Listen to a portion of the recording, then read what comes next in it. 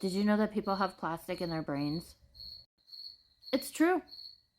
Yeah, scientific findings pretty recently, last year is when I was initially looking at this. The accumulation of microplastics has caused a accumulation of plastic in the brain. It is getting into the human body and traveling to the brain. See that? From what I read, it's entering into the prefrontal cortex. That is the part of the brain that is in the front of your skull, and that is the part of the brain that is in charge of rational thinking.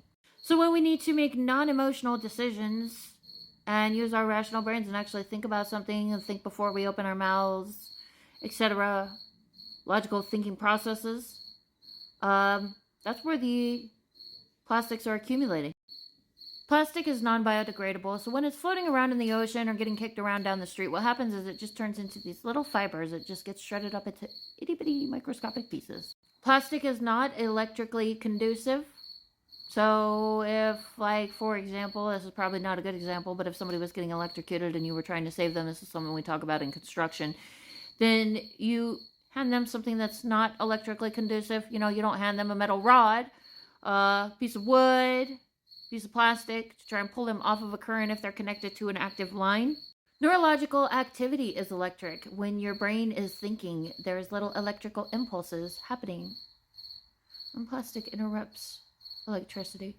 I don't know whether or not it's like interrupting the neuronal activity. I would assume it is. When I think about, like, when I have to deal with people that don't seem to understand things very well, or I'm having difficulty communicating with something, and for some reason that's something that just comes to the back of my mind. Like, we have a crisis where people have plastic in their brains.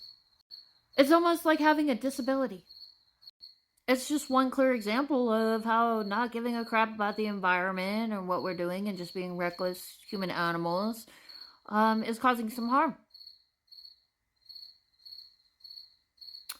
If you want to avoid having plastic in your brain, there's things that you can do, like use wooden cutting boards. Don't use plastic cutting boards. For some reason, there's like a chemical reaction happening with some of these cooking supplies that's causing the leaching of the plastics into the body.